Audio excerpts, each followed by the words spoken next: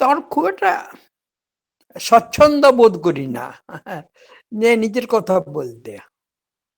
কিন্তু যেহেতু এটা একটা মুভমেন্ট, শ্রী অরবিন্দ ও মাকে নিয়ে পশ্চিমবাংলায় আমরা কতটা এগিয়েছি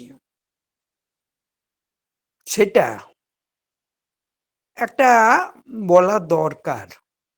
তার সঙ্গে সঙ্গে আমার নিজের কথা কিছু বলতে হবে যে আমি জীবনে প্রথম কখন শ্রী অরবিন্দের সঙ্গে কানেক্টেড হলাম, শ্রী মাকে চিনলাম, এই কথাগুলো এটা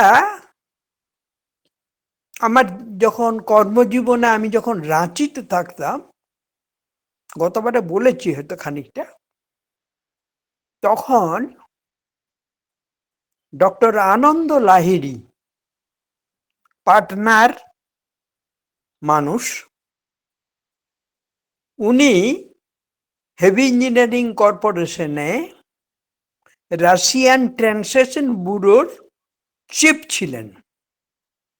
খুব পণ্ডিত মানুষ, রাশিয়ান লিটারেচারের উপরে ডক্টরেট করেছিলেন, আর বাংলা সাহিত্য, সংস্কৃত সাহিত্য, বেদ, উপনিষদ, মহাভারত, পুরাণ, গীতা,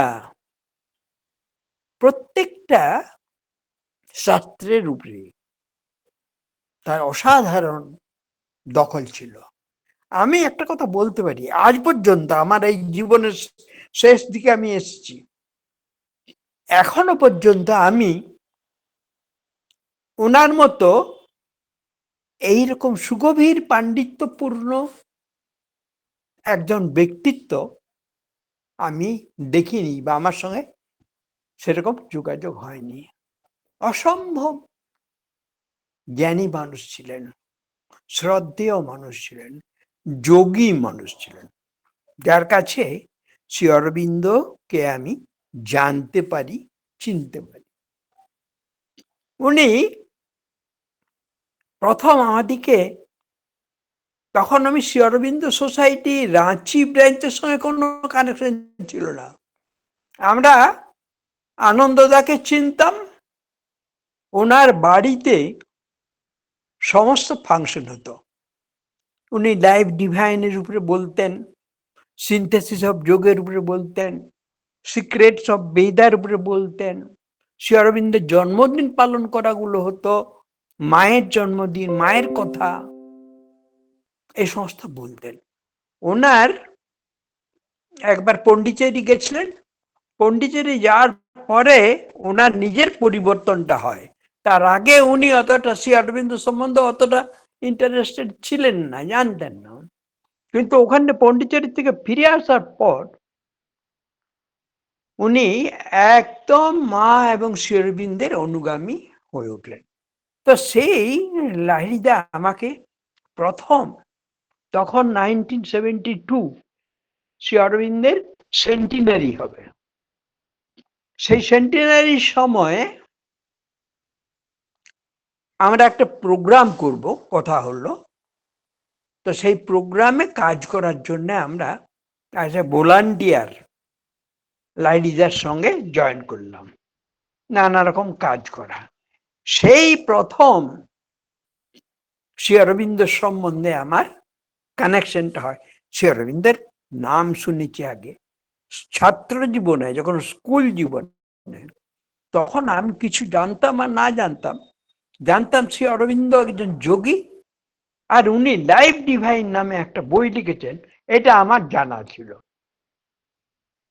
আর কি, এটা আমার মনে আছে অস্পষ্ট, তখন 1950-তে যেদিন শ্রী অরবিন্দ দেহ রাখলেন, সেই দিনে, তখন আমি ক্লাস 5-এর ছাত্র বোধহয়, কি ক্লাস 4-এর ছাত্র যাই না, তখন সেই দিনে জানতে পেরেছিলাম যে শ্রী অরবিন্দ দেহ রেখেছেন।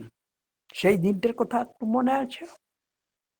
আর শ্রী অরবিন্দের ওই লেখা যে উনি একজন মহান যোগী, এবং ওনার লেখা অনেক বই আছে, তার মধ্যে লাইফ ডিভাইন একটা অন্যতম বই, এটা জানতাম।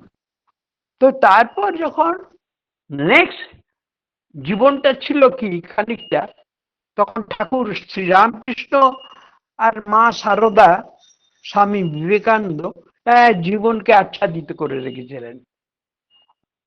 সারদা মা বাঁকুড়া জেলার মেয়ে, আমি বাঁকুড়া জেলার লোক, তো একটা স্বাভাবিক আকর্ষণ ছিল, জয়রামবাটি যেতাম। সারদা মায়ের জন্মশতবার্ষিকীতে সেবা দলের ভলান্টিয়ার হয়ে কাজ করেছি, তখন খুব বাচ্চা। তো এইগুলো সমস্ত জীবনে শ্রী অরবিন্দ আসার আগে শ্রীরামকৃষ্ণ এবং বিবেকানন্দ, মা সারদা আমাদের প্রভাব বিস্তার করেছিলেন আমার সমস্ত চেতনাতে।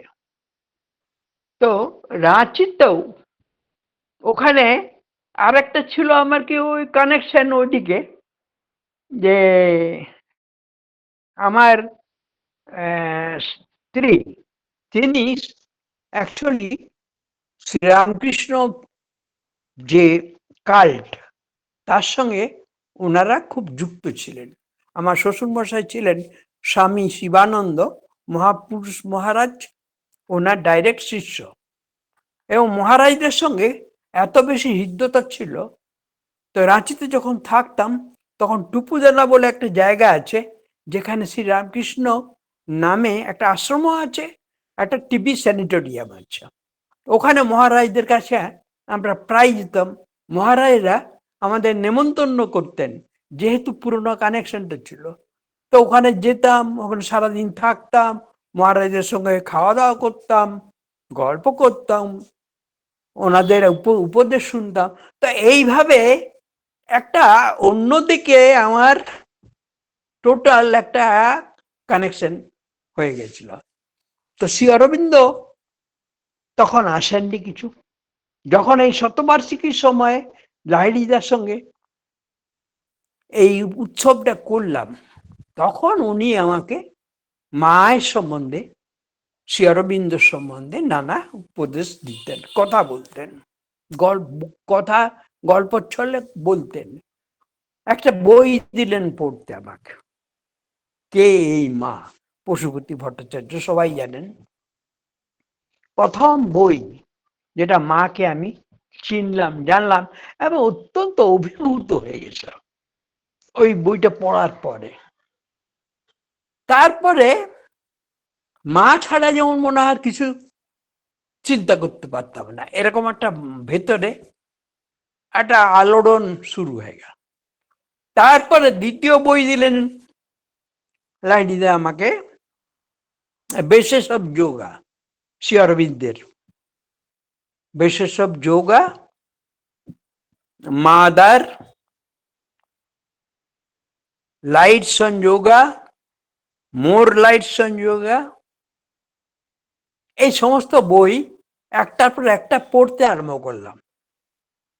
তখন শ্রী অরবিন্দকে জানতে বুঝতে চেষ্টা করতে আরম্ভ করলাম, জানতে ইচ্ছা করলো। আর আনন্দদার বাড়িতে যখন কোনো প্রোগ্রাম হতো, তখন আমরা ওখানে উপস্থিত তো থাকতাম এবং ওনার মুখ থেকে শ্রী অরবিন্দের কথা, মায়ের কথা শুনতাম, মুগ্ধ হয়ে শুনতাম।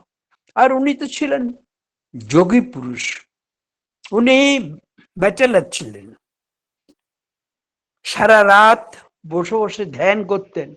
ওনার একটা হরিণের চামড়া ছিল, তার একটা নিজস্ব আসন ছিল, সেই আসনে কাউকে বসতে দিতেন না। ওখানে জগন্নাথের মন্দির আছে একটু দূরে পাহাড়ে, সে জগন্নাথ মন্দিরের পাহাড়ের নিচে তিনি পাথরে বসে সারা রাত ধ্যান করতেন। ওনার মধ্যে একটা যৌগিক শক্তি, যোগ শক্তি এসে গেছিল। উনি মানুষকে দেখে বলতে পারতেন তার সমস্ত ভিতরটা। এই যে যোগ শক্তি আর এই যে অসাধারণ জ্ঞান, উনি আমাদেরকে একটা ইনফ্লুয়েন্স করলেন যে শ্রী অরবিন্দ ছাড়া পৃথিবীতে আর কিছু নয়। সেই শ্রী অরবিন্দের সঙ্গে আমার যোগাযোগ আর কি। ওখানে তখন ধ্যান করতাম চেয়ার লাইডিদের সঙ্গে, তখন পড়াশোনা করতাম প্রতিদিন একটা সময় করে ধ্যানে বসতাম, ওনার সঙ্গে আলোচনা করতাম। উনি নিবিষ্ট চিত্তে সমস্ত কথা শ্রী অরবিন্দের কথা বলতেন, মায়ের কথা বলতেন। তা এইভাবে আস্তে আস্তে মা শ্রী অরবিন্দকে চিনেছিলাম। তো সেটা ভেতরে এমন হয়ে গেল যে মা শ্রী অরবিন্দ ছাড়া আর কিছু চলবে না। এখন আমার তো দুটো না, তখন একটা দুটো না ব্যাপার। একটা হচ্ছে শ্রীরামকৃষ্ণ একটা পুরনো আকর্ষণ ছিল যেটা, এখন তার আগে আমি মোরাবাদী আশ্রমে স্বামী গম্ভীরানন্দর কাছে দীক্ষা নিয়েছি। তারপরে জীবনে শ্রী অরবিন্দের লেখা, শ্রী অরবিন্দকে চিনতে শিখেছি। তো ভেতরে একটা অদ্ভুত ধরনের একটা কনফ্লিক্ট হতো যে আমি স্বামী গম্ভীরানন্দ শ্রী রামকৃষ্ণকে দেখবো না শ্রী অরবিন্দকে গ্রহণ করব। তাই করতে করতে একদিন মায়ের লেখা পড়লাম, মা তাতে উপদেশ দিয়েছেন, দেখলাম যে তুমি যদি কোনো দীক্ষা নিয়েও থাকো তাতে কিছু এসে যায় না, হ্যাঁ সেটাকে তুমি ধরে রাখতে পারো, কিন্তু শ্রী অরবিন্দই তোমার জীবনের প্রধান। কারণ শ্রী অরবিন্দ, আমি তখন ভাবলাম শ্রী অরবিন্দ যিনি এসছেন যিনি নতুন কথা বলছেন, তো যেটা এই যে নতুন যোগ, এই যে পূর্ণ যোগের কথা, যেটা কেউ আগে কেউ বলেনি, এই যে অ্যাডভেঞ্চার অফ কনসাসনেস এর কথা, তো ওইটা আমার খুব আকর্ষণ আমি অনুভব করতাম, যে জীবনে মোক্ষ মুক্তি কিছু না রে বাবা, রূপান্তর, ট্রান্সফরমেশনটাই আসল কথা। এই জিনিসটা যখন জানলাম, তখন একটা নতুন জিনিস জানার একটা যে অদ্ভুত ধরনের আনন্দ, একটা নেশার মতো হয়ে গেল। তো শ্রী অরবিন্দ পড়তাম খুব। তো এইভাবে রাঁচির জীবনে যতদিন ছিল তখন ওনার সান্নিধ্যে থাকতাম, এইসব পড়াশোনা করতাম, ধ্যান করতাম। আর কোনো কাজ হলে, সোসাইটির কাজ হলে হয়তো সেখানে অ্যাটেন্ড করতাম। তারপরে এমন একটা সময় হলো যখন আমার এই চাকরি জীবন চেঞ্জ হয়ে গেল। আমি হেভি ইঞ্জিনিয়ারিং কর্পোরেশন থেকে মেটালার্জিক্যাল ইঞ্জিনিয়ারিং কনসালটেন্ট বলে আমাদের government of India undertaking Macon, আমি মেকনে শিফট করলাম, চেঞ্জ করলাম। আর ওখানে চেঞ্জ করার পরে ওরা আমাকে বাইরে পাঠিয়ে দিল রাঁচির থেকে। তো যখন প্রথম আমাকে যখন পাঠিয়ে দিল ওরা উড়িষ্যাতে, বালাসোর। বালাসোর আমি তখন তো জানতাম যে উড়িষ্যাতে শ্রী অরবিন্দ মাকে সব থেকে বেশি মানে, সব থেকে বেশি নিবিড়ভাবে গ্রহণ করেছে উড়িষ্যাবাসীরা। এটা আমার জানা ছিল যে সব থেকে বেশি ওখানে রেডিক সেন্টার আছে, সব থেকে বেশি ওখানে শ্রী অরবিন্দ সোসাইটির ব্রাঞ্চ আছে, আশ্রমের ব্রাঞ্চ আছে। তো আমি যখন বালেশ্বরে গেলাম, বালেশ্বরে যে প্রথম দিনে আমি খোঁজ করলাম এখানে মা শ্রী অরবিন্দের কোনো সেন্টার আছে কিনা। আমি রাত 1টার সময় ট্রেন থেকে নেমেছি। ট্রেন থেকে নেমে যখন আমাদের গেস্ট হাউসে যাব, তখন রাস্তার ধারে একটা দোকানের সামনে দাঁড়িয়েছি, দেখছি সে দোকানে শ্রী অরবিন্দের ফটো, মায়ের ফটো, একটা সাধারণ চা পানের দোকান তাতে। তো এটা দেখে মনটা খুব আনন্দ হলো, বাহ। তো তারপরে তো গেস্ট হাউসে গেলাম আমি, তারপরের দিনে খোঁজ করছি যেখানে শ্রী অরবিন্দের সেন্টার কোথায় আছে। তারপর আমি জানতে পারলাম যে বালেশ্বরের মতিগঞ্জ বলে একটা জায়গা আছে, সেই মতিগঞ্জে শ্রী অরবিন্দের রেলিক্স আছে এবং শ্রী অরবিন্দ সেন্টার খুব ভালোভাবে চলে। তো মনটা খুব ভালো লাগলো যে যাক, ডিসকানেক্ট তো হলাম না, ঠাকুরের কাছে শ্রী অরবিন্দের কাছে থাকলাম। তো খুঁজে খুঁজে আমি মতিগঞ্জ বাজারে ভেতরে যেয়ে তারপরে ওখানে শ্রী অরবিন্দ সোসাইটিকে খুঁজে বার করলাম। সেখানে যেয়ে দেখলাম যে অনেক ছেলে মেয়ে, সব বাচ্চা বাচ্চা, বয়স কম, কেউ স্কুলের মানে ক্লাস 9-10-এর ছাত্রছাত্রী কিংবা কলেজের ছাত্রছাত্রী, এরাই বেশি। আর দু একজন প্রবীণ মানুষরা রয়েছে। সেখানে রিলিক্সে ধ্যান হতো আর পড়াশোনা হতো, আলোচনা হতো। তা আমি সপ্তাহে ছুটির দিন পেলেই সেখানে যেতাম রবিবারে। তা এইভাবে ওখানে কানেকশনটা আমার রয়ে গেল। আর সঙ্গে শ্রী অরবিন্দের বই নিয়ে গেছিলাম, সেগুলো পড়তাম। তো ওই যে জীবনটা, ওখানের জীবনটা, ওখানে কোনো অ্যাক্টিভলি কোনো কাজ করতে পারিনি, নিজেকে শুধু ওই জড়িয়ে রেখেছিলাম শ্রী অরবিন্দকে, মাকে স্মরণ করতাম, ধ্যান করতাম, পড়াশোনা করতাম। তারপরে ওখান থেকে যখন আমাকে দুর্গাপুর চলে আসতে হলো, তাই দুর্গাপুরে এসে একদিন আমার বাড়িতে বসে আছি, হঠাৎ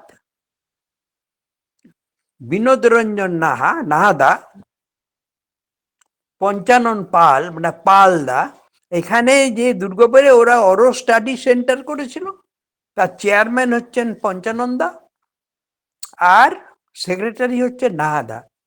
ওরা দুজন সঙ্গে সুভাষ বলে এক ছেলে, ও নিয়ে আমার কোয়ার্টারে এসে হাজির, দিয়ে বলল যে আপনাকে আমাদের সোসাইটিতে, আমাদের যে সেন্টারে আসুন, আমাদের সঙ্গে কাজ করতে হবে। তা আমি খুব খুশি হলাম, বললাম নিশ্চয় নিশ্চয়। তো তখন সে অরো স্টাডি সেন্টার বলে একটি অর্গানাইজেশন ওনারা তৈরি করেছেন। সেই সময়ে আমি দেখলাম একদিন এসছেন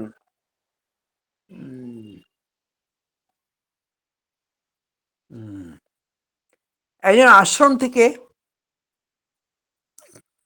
সাধক, নামটা ভুলে যাচ্ছি আমি এখন, কি এসছেন, ওনার একটা লেকচার হবে, সেই লেকচারে আমরা যে অ্যাটেন্ড করলাম, ওনাকে আমরা অভ্যর্থনা জানালাম।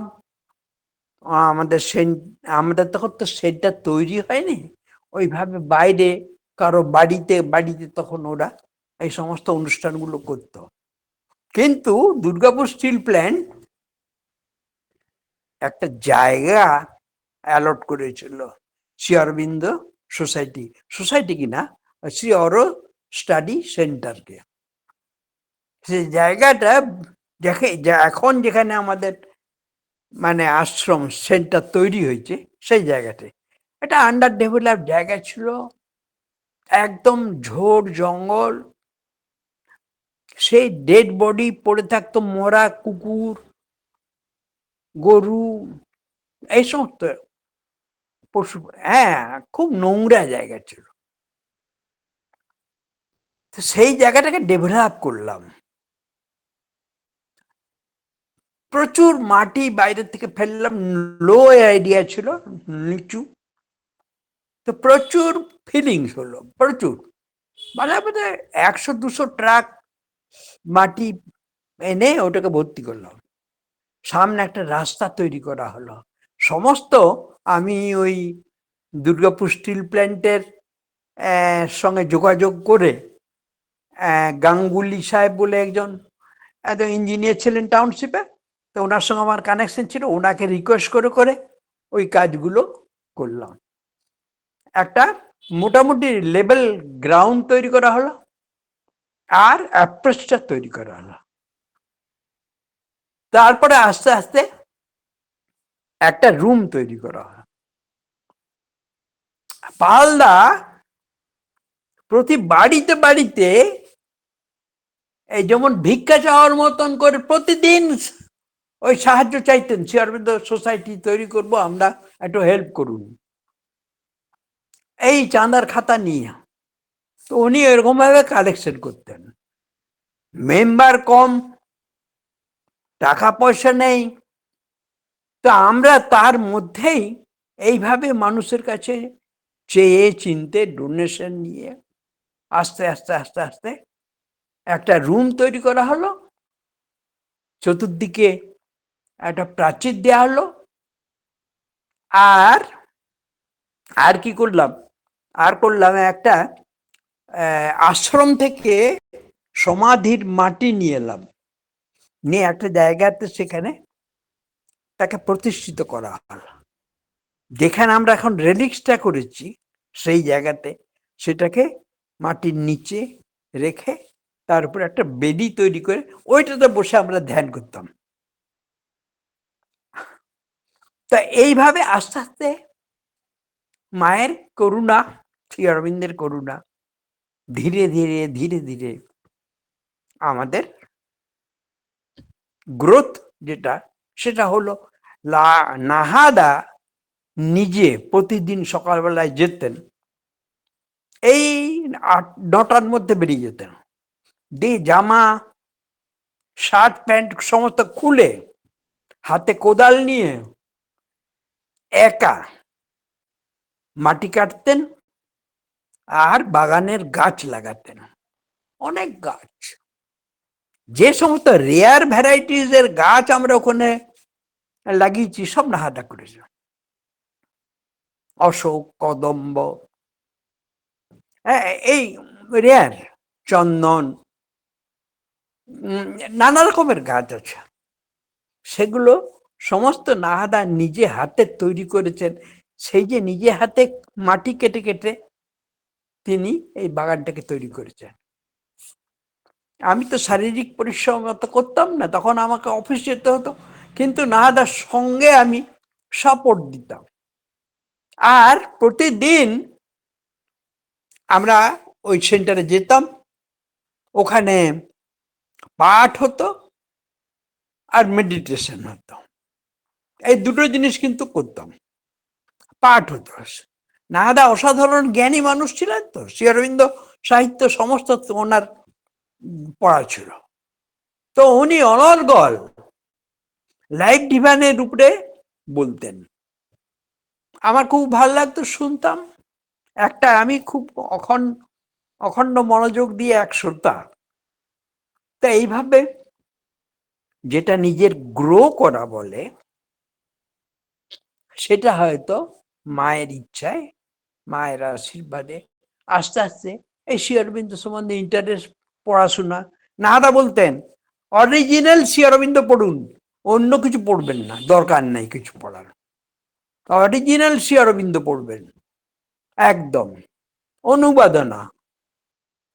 তো শ্রী অরবিন্দ অরিজিনাল পড়া, শ্রী অরবিন্দের ইংরেজি বুঝতে পারতাম না, সাবিত্রী পড়ে তো কিছু বুঝতেই পারতাম না, এরকম অবস্থা। কিন্তু ওই একটা সাধনার মতো এইভাবে ধীরে ধীরে শ্রী অরবিন্দ এবং মায়ের কথা জানবার চেষ্টা করতাম। ধীরে ধীরে আমাদের সেন্টার গড়ে উঠল। পন্ডিচেরি থেকে গোপাল দা কন্ট্যাক্ট করলেন, তখন উনি তখন এই ইস্টার্ন জোনের ওয়েস্ট বেঙ্গল, আসাম, বিহার, ছোটনাগপুর, ঝাড়খণ্ড, এই সমস্ত এরিয়ার উনি ইনচার্জ। তো একদিন আমাদের সঙ্গে কন্ট্যাক্ট করলেন, চিঠি লিখলেন যে আপনারা সোসাইটিতে এটাকে জয়েন করুন। তো তখন তো ইন্ডিপেন্ডেন্ট ছিল, সে স্টাডি সেন্টারটা আমরা নামটা চেঞ্জ করে শ্রী অরবিন্দ সেন্টার করেছিলাম। তো যখন গোপালদা বললেন, উনি এলেন দুর্গাপুর এসে আমাদের সঙ্গে কন্ট্যাক্ট করলেন। দিয়ে বললো তোমার সোসাইটিতে জয়েন করো। তা আমরা তখন একটা জেনারেল মিটিং করলাম। জেনারেল মিটিং করে সমস্ত সভ্যদের জানালাম। তখন সভ্য সংখ্যা বেড়েছে খানিকটা, গোটা 50 হয়ে গেছে। তা তাদের সবাইকার অনুমতি নিয়ে ম্যাক্সিমাম মেজরিটি যখন অনুমতি দান করলো, আমরা সোসাইটিতে যুক্ত হব, এই ডিসিশনটা হলো। এবং শ্রী অরবিন্দ না গোপালদাকে বললাম যে আমরা রাজি আছি। তো গোপালদা বললেন ঠিক আছে, তোমরা শ্রী অরবিন্দ সোসাইটি নাম দাও। তো তাতে অনেকের আপত্তি হলো, বললো না শ্রী অরবিন্দ সেন্টারই থাকবে। যাই হোক, শ্রী অরবিন্দ সেন্টার হিসাবে branch of Shri Aurobindo society বলে, তখনও ব্রাঞ্চ হয়নি, তখন আমরা সেন্টার ছিলাম। যে আমরা আস্তে আস্তে নিজেদেরকে শ্রী অরবিন্দ সোসাইটির সঙ্গে যুক্ত করলাম। পরে যখন আরো কিছুদিন পরে গোপালদা খুব অবজার্ভ করতেন, তো যে কি করছে এরা না করছে। গোপালদা একটা সময় ছিলেন অসাধারণ, ওনার কর্মশক্তি ছিল, দূরদৃষ্টিও ছিল। তো উনি হয়তো এক বছর পর একবার করে আসতেন। তারপরে একদিন এসে বললেন যে আপনাদের এখন যে পজিশন, তাতে আপনারা শ্রী অরবিন্দের রেলিক্স এখানে নিয়ে আসতে পারেন।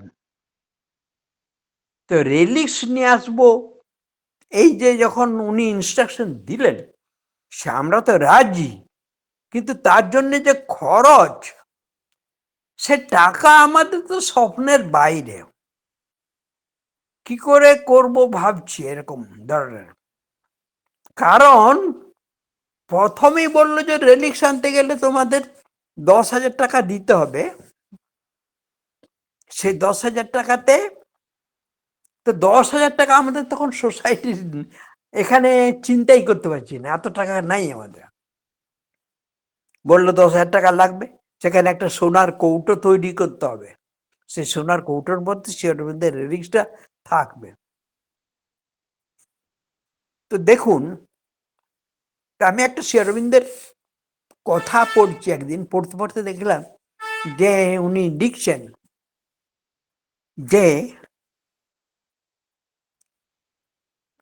যদি তোমার ইচ্ছা থাকে কোনো জিনিস, শুভ জিনিস তৈরি করার জন্য, উপায় ঈশ্বর মা করে দেবেন, তুমি চিন্তা করো না। এক্সাক্ট ওয়ার্ডিংটা আমি এখন বলতে পারছি না, ভুলে গেছি। যাই হোক, এই কথাটা শ্রী অরবিন্দের একটা কথা ছিল। সেটা পড়তে পড়তে মনে খুব একটা উৎসাহ লাগলো যে ঠিক আছে, আমরা গোপালদাকে বললাম যে আমরা রেলিক্স আনবো।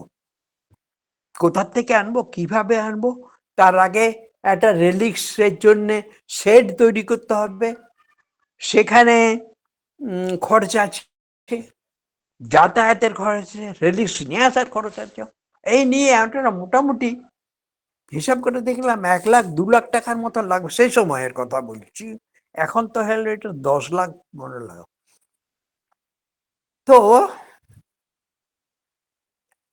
সে নতুন যে রেলিক্স সেন্টার, মানে রেলিক্সের যে শেড হবে, সেটা কোথার থেকে হবে।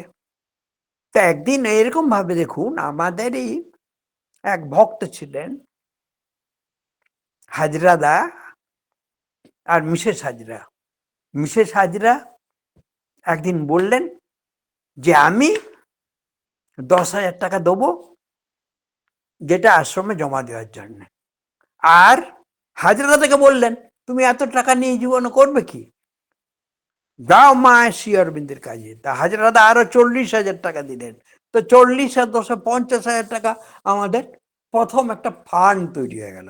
তারপরে আমরা একটা কমিটি করলাম, সমস্ত দুর্গাপুরের লোক নিয়ে, বর্ধমানের লোক নিয়ে একটা ওয়াইড কমিটি করলাম। সেই কমিটিতে রেলিক্স ইনস্টলেশন কমিটি, সেখানে মানুষের কিছু ডোনেশন আসতে আরম্ভ করলো, কোথার থেকে এলো কিভাবে এলো জানি না। খুব সুন্দর আমরা একটা শেড করলাম, যেটা নতুন কনস্ট্রাকশন করলাম, বেদি তৈরি করলাম। তারপরে সেই সমস্ত ফটো নিয়ে পন্ডিচেরিতে পাঠালাম। পন্ডিচেরিতে ওনার আশ্রম থেকে দেখলেন যে এরা রিয়েলি রেলিক সেন্টার তৈরি করেছে। তারপর আমাদেরকে অনুমতি দিলেন যে তোমরা রেলিক নিতে পারো। সে 2001-এ আমরা পন্ডিচেরি গেলাম। ওখান থেকে বংশীলালজি তখন ছিলেন, চম্পকলাল নেই। বংশীলালজি হাতে রেলিক্স গোপালদা নিলেন।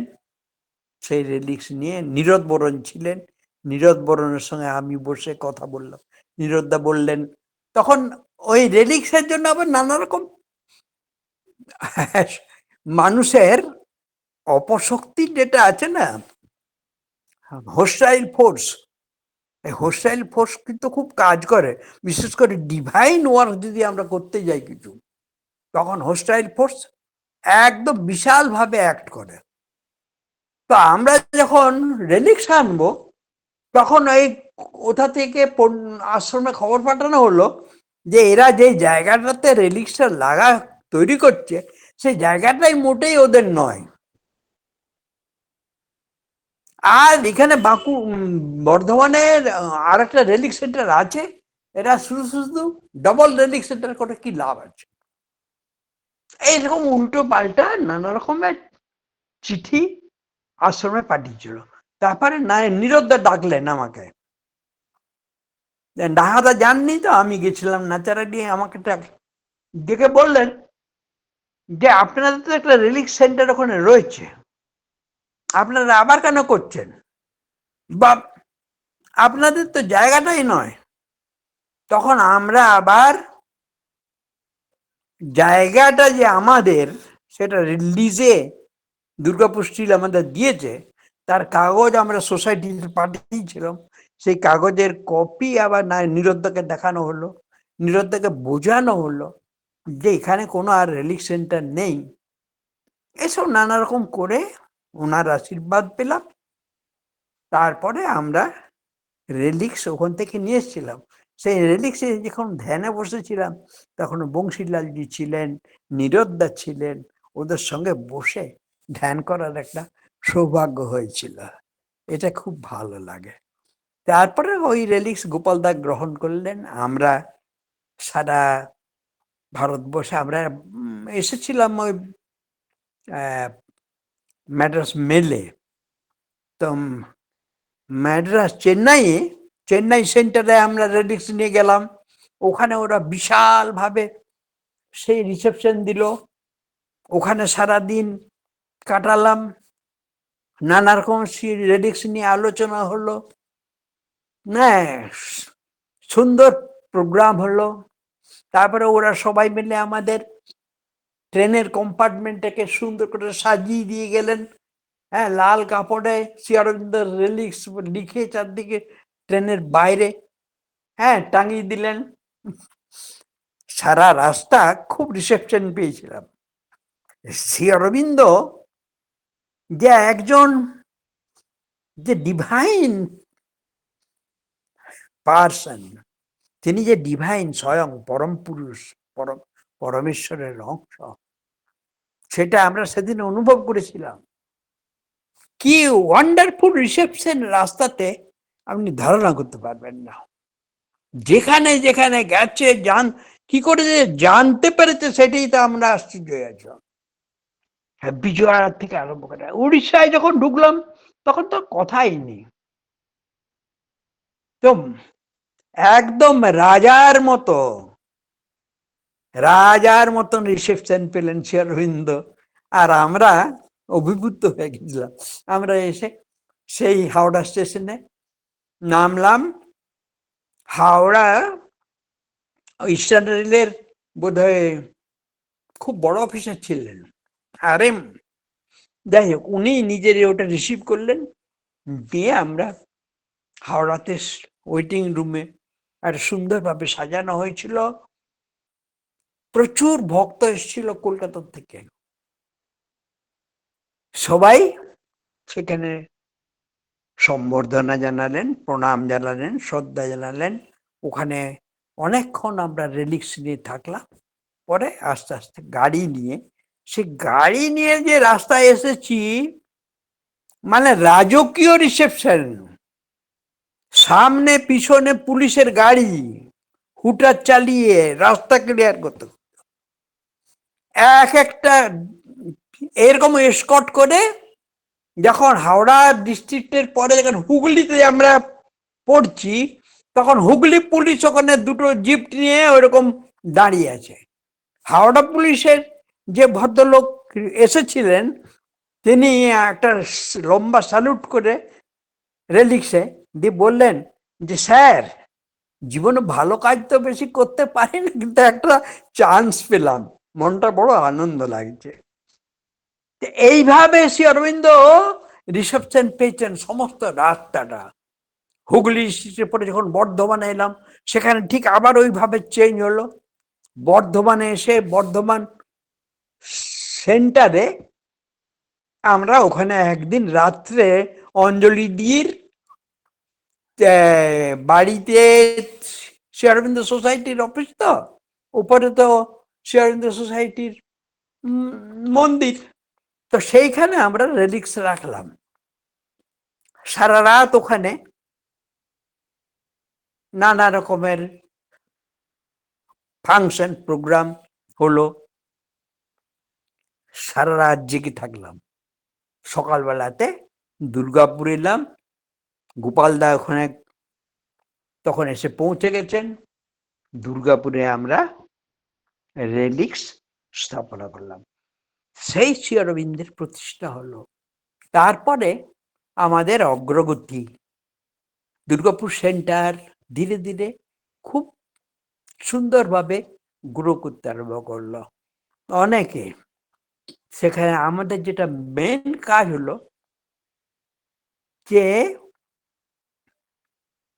সপ্তাহে 3 দিন আমরা স্টাডি সার্কেল করতাম, যেটা মঙ্গলবার, বৃহস্পতিবার, শনিবার। প্রথমে মেডিটেশন হতো 1/2 ঘন্টা, তারপরে পাঠ হতো। মঙ্গলবারে আমরা পাঠ করতাম সাবিত্রী, বৃহস্পতিবারে আমরা পাঠ করতাম লাইফ ডিভাইন, আর শনিবারে পাঠ করতাম আমরা হাইদের, তখন সিনথেসিস অফ যোগা পড়তাম, নাহলে সিক্রেটস অফ বেদা, এর থেকে। এইভাবে সপ্তাহে 3 দিন আমাদের সিটিং হতো, জেনারেল মেডিটেশন হতো, আর পাঠ হতো। অনেক লোক আসতো, মেম্বাররা সব আসতেন। এইভাবে আমাদের কর্মসূচি যেটা করতাম। আর যেগুলো করতাম, ধরুন এই উৎসব যেটা জেনারেল আশ্রমে যেগুলো হয়, সেগুলো সব করতাম।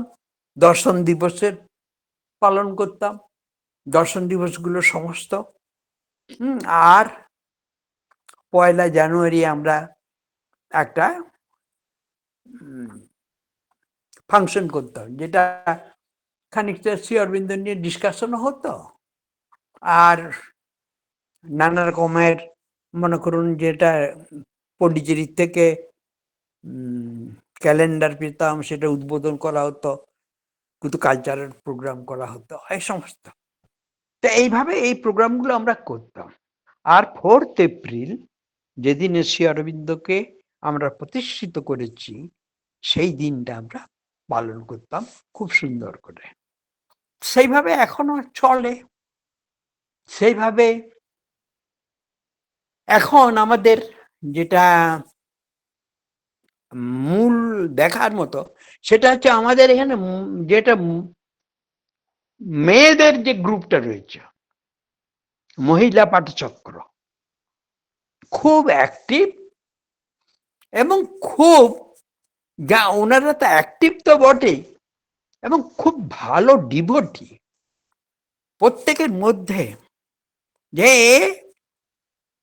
যে প্রোগ্রেস যেটা বোঝা যায়, যে শ্রী অরবিন্দ যোগটা যেটা প্র্যাকটিস করছে তার কতটা প্রোগ্রেস হচ্ছে সেটা দেখতে পাই চোখে। তা সেটা কিন্তু খুব গ্রোথটা খুব ভালো হচ্ছে, আমি বুঝতে পারি কথায় বার্তায় প্রত্যেকের ধীরে ধীরে খুব ভালো একটা প্রোগ্রেস হচ্ছে। এবং গোটা অ্যাটমসফিয়ারটা, আপনি যদি আমাদের দুর্গাপুর সেন্টারে আপনারা আসেন দেখতে পাবেন সেখানে একটা অন্যরকম একটা অ্যাটমসফিয়ার আপনাকে নিজেই ভেতরে একটা অনুভব হবে। তো এই হচ্ছে এই দুর্গাপুরের শ্রী অরবিন্দ সোসাইটির প্রতিষ্ঠা এবং তার সমস্ত কাজ। ইতিমধ্যে আমি যখন স্টেট কমিটিতে ইনভলভ হলাম তখন আমাকে অনেকবার না গোপালদা বিভিন্ন জায়গায় যেমন পাঠিয়েছেন। যেমন আমি ত্রিপুরা স্টেট কনফারেন্স হয়েছিল, গোপালদার সঙ্গে আমি স্টেট কনফারেন্সে গেছি। সেখানে শ্রী অরবিন্দের উপরে কিছু বক্তব্য তো রাখতে হয়, সেখানে রেখেছিলাম। সেই আমার মনে আছে খুব ভালো অ্যাপ্রিসিয়েট করেছিলেন সবাই। সেটা হচ্ছে শ্রী অরবিন্দের ইউনিটি ইন দ্য ডাইভার্সিটি, এর উপরে হয়তো একটা আলোচনা হয়েছিল। যাই হোক, তো এরকম আমি আগরতলায় গেছি, তারপরে গোপালদা আমাকে গৌহাটি পাঠিয়েছেন। গৌহাটিতে ওখানে যে ওরা শ্রী অরবিন্দ সোসাইটি তৈরি করেছে একটা বিশাল বিল্ডিং। তা আমার যেহেতু কাজ ছিল শুধু শ্রী অরবিন্দের কথা বলা নয়, তার সঙ্গে আমার একটা ইঞ্জিনিয়ারিং বুদ্ধিটা ওরা নিত, যে এই বাড়িটা করতে গেলে কিভাবে করতে হবে, এখানে রেলিং সেন্টারটা করবো কেমন ভাবে করতে হবে। তা আমাকে গুয়াহাটি গেছিলাম আমি, এখানে ওরা তখন বিল্ডিংটা তৈরি করে ফেলেছে অলরেডি। তো রেলিক্স যেটা বেদি তৈরি করবে সেটা একটা নতুন ডিজাইন খুঁজছে। তা আমাকে বললো যে আপনাকে একটা নতুন কিছু করতে হবে, এরকম অর্ডিনারি যেমন করেন সেরকম করলে চলবে না। তো যাই হোক, মা শ্রী অরবিন্দের করুণায় আমি একটা খুব সুন্দর ওখানে যে বেদিটা করেছিলাম, আপনারা যারা গুয়াহাটি গেছেন কিনা জানেন, গেলে দেখতে পাবেন, ওটা আমার মায়ের আশীর্বাদে আমি ওটা করতে পেরেছিলাম। ওটা শ্রী অরবিন্দের যে প্রতীকটা আছে, ওই প্রতীকটা, ওই সিম্বলটাকে ওখানে তৈরি করা হয়েছে। আর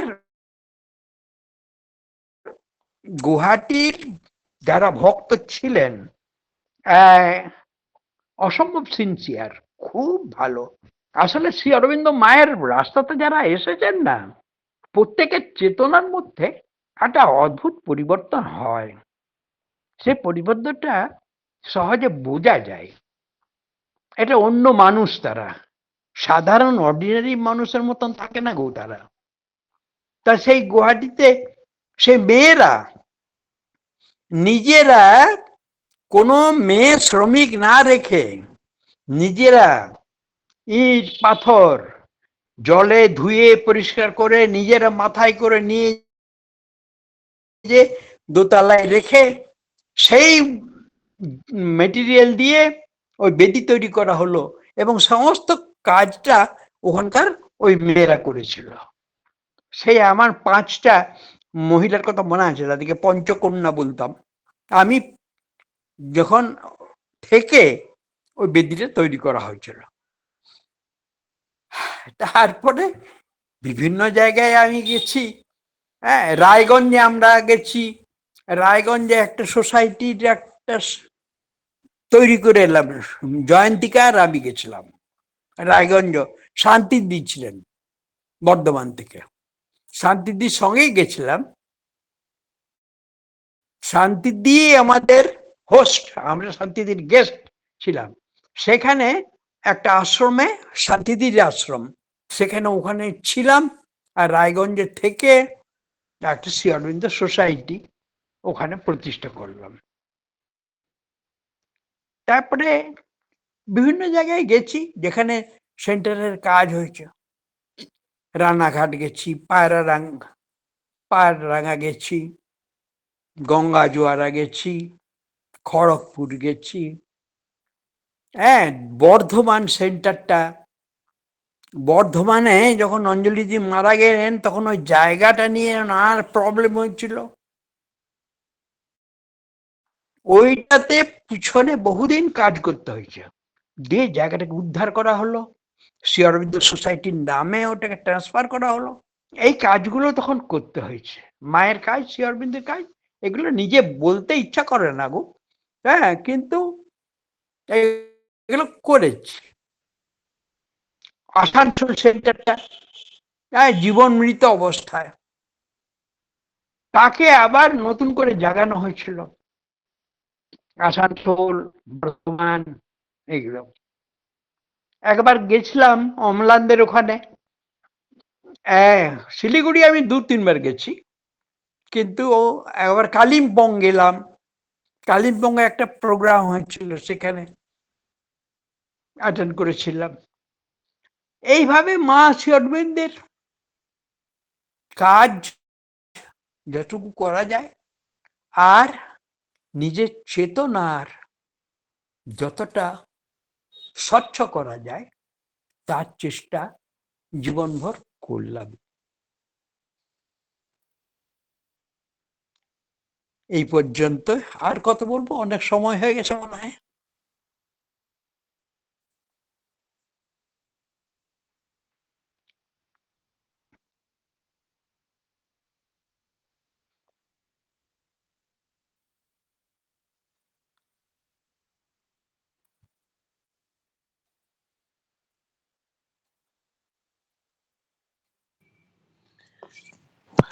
হ্যালো।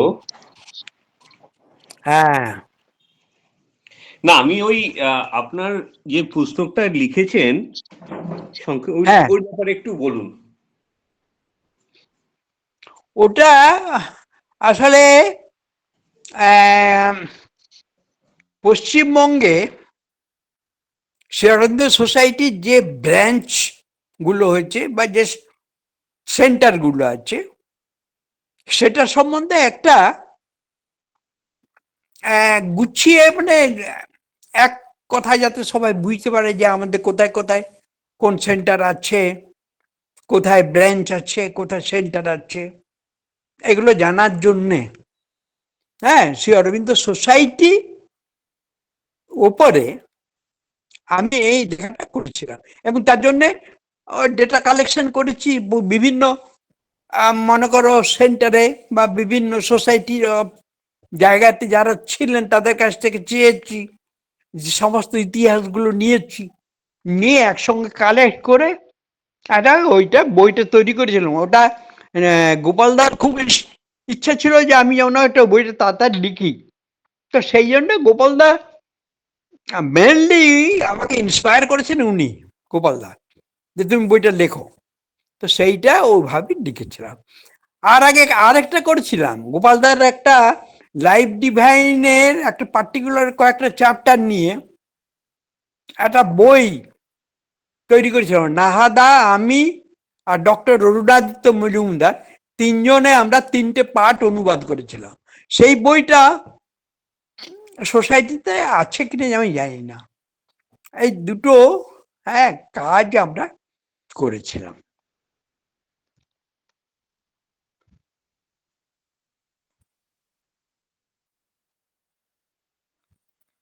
বেশ। আচ্ছা, আপনি এই আমাদের আন্দামানের সম্বন্ধে একটু কিছু বলুন না, আন্দামান সেন্টারটা সম্বন্ধে। আন্দামানে আমার যাওয়ার কথা ছিল, যাওয়া হয়নি। হ্যাঁ, তো আন্দামানে জয়ন্তিকা বহুদিন ছিল, হ্যাঁ, প্রায় 1 মাস কাজ করেছে। তো আন্দামানে আমাদের যে সেন্টারটা, ওটা প্রথমে গোপালদা গেছিলেন। গোপালদা যে যে আন্দামানের যে লেফটেন্যান্ট গভর্নর নাকি পোস্ট আছে জানি না, লেফটেন্যান্ট গভর্নর না, হ্যাঁ তো হ্যাঁ ওনার সঙ্গে হ্যাঁ তো লেফটেন্যান্ট গভর্নর সঙ্গে দেখা কথা বলেন। তারপরে কথা বলার পরে গোপালদার কতগুলো তো ক্ষমতা আছে, তো উনি ওখানে থাকার পরে ডিফারেন্ট কানেকশন হয়ে গেল। তারপরে আন্দামানের ওখানে রেডিও স্টেশন থেকে ওনাকে কন্ট্যাক্ট করা হলো। তো উনি রেডিওতে একটা শ্রী অরবিন্দের উপরে একটা ভাষণ দিলেন। তার পরের দিনে সমস্ত আন্দোলনের কাগজে টাগজে সমস্ত বেরিয়ে গেল ওটা। তখন ও লেফটেন্যান্ট গভর্নর সঙ্গে মিটিং করে বললেন এখানে আমরা একটা শ্রী অরবিন্দ সোসাইটি তৈরি করতে চাই। তো কিছু আন্দামানের স্থানীয় বড় বড় ব্যবসায়ী, আমি ওনাদের নামটা ভুলে যাচ্ছি, আমার সঙ্গে পরিচয় হয়েছিল, হ্যাঁ, ওনারা সহযোগিতা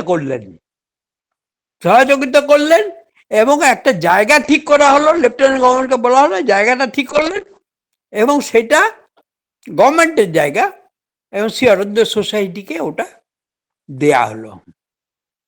হ্যাঁ, সেই জায়গাটাকে, যেহেতু ওখানে আরেক ভদ্রমহিলা ছিলেন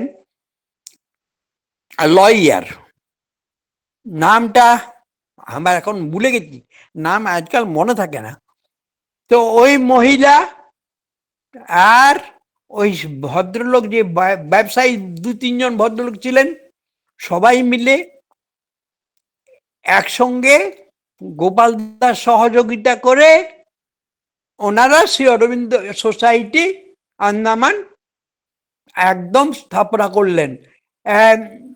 এখান থেকে আমাদের জয়ন্তীকে গেল কনস্ট্রাকশনের সময়, ওখানে 1-1.5 মাস ছিলেন।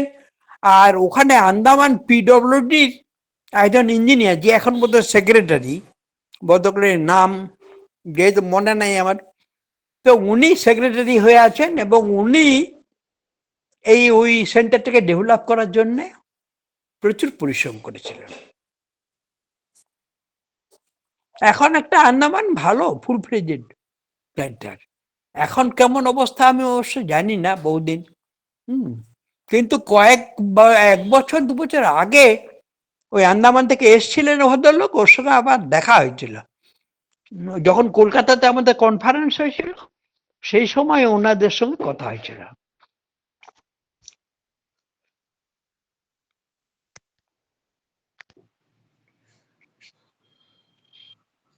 কারোর প্রশ্ন থাকলে আপনি করতে পারেন।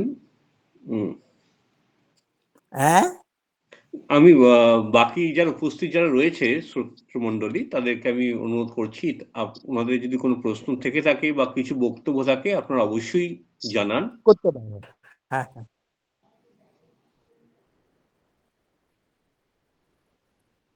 কারণ প্রত্যেক দিন এ ধরনের অনুষ্ঠান হয়ে ওঠে না।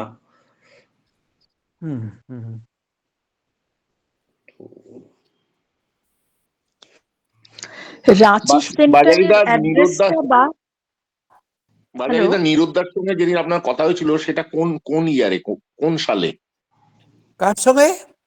নিরুদ্দার সঙ্গে আপনার যে হয়েছিল সেটা 2001-এ বা 2001-এ গো। 2001-এ মনে করো জানুয়ারি আমরা তো এপ্রিল মাসে করেছি, মার্চ মাসে, 2001 মার্চ মাসে। আর রেলিক্স যে আপনারা নেবেন, রেলিক্স যে দুর্গাপুর নেবে সেটা কোন ইয়ারে ঠিক হলো? 2000-এ? 2001-এ 4th এপ্রিল হয়েছে। না সে তো জানি, সে তো রেলিক্স ইনস্টলেশন হয়েছিল। বলছি কি রিলিক্স যে দুর্গাপুরে নেবেন আপনারা, যখন হাজরাদা টাকা দিলেন করলেন, সেটা কোন ইয়ার? আচ্ছা আচ্ছা, ওটা হয়েছিল তোমার 2000-এ। 2000 আমরা মধ্যেই সব ডেভেলপমেন্ট গুলো হয়েছে। হ্যাঁ হ্যাঁ, 1 বছরের মধ্যে ওই কনস্ট্রাকশনটা করেছি, টাকা পয়সা জোগাড় করেছি। 2000 সালে কিন্তু আমাদের শিলিগুড়ি সেন্টারও রিলিক্স এসেছিল, মানে ওই 2000-2001 সেই সময়টা তাহলে শিলিগুড়ি আর তোমাদের আগে এসেছিল আরো। না না, আমার 2000 সালে এসেছে।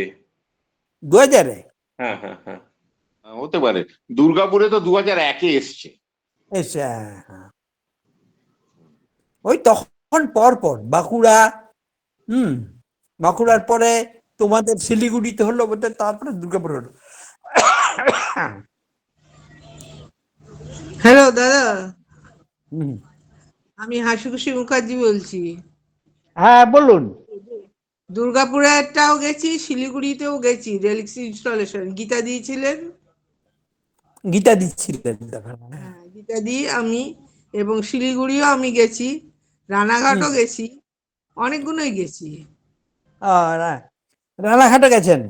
হ্যাঁ, রানাঘাটে গেছি, তখন বিশ্বনাথ দা ওই রেল স্থাপনে খুব ওই বালি টালি নিয়ে মানে করছিলেন, ব্যবস্থা করছিলেন, এবং ওই রেলিক্সে ওই বালি দিয়েছি, ফুল দিয়েছি, এ সমস্ত করেছি। এবং শিলিগুড়িটা তো অনেক ছবিও আছে, গোপাল দা একটা তো নিয়ে বই ছেপেছিলেন। তারপরে ওই আপনাদের 4th এপ্রিল যেটা, সেটাও গেছি। বছর আগে তো আবার 4th এপ্রিল গেছিলাম আপনাদের ওখানে গোপালদার সঙ্গে, মনে আছে তো? হ্যাঁ এই আর কি। আমি আমি বিভিন্ন বাঁকুড়া তো বহুবার গেছি, এবং অনেক সোসাইটি খুবই মানে আনন্দ করে, এবং খুব ভালোই কেটেছে, এবং খুব ভালোবেসেছি, খুব আনন্দ হয়েছে। আপনারা তো দেখছেন আমাকে অনেকদিন ধরেই, যাওয়ার ইচ্ছে সব সময় হয়, কিন্তু সব সময় পেরে ওঠা যায় না, এই আর কি।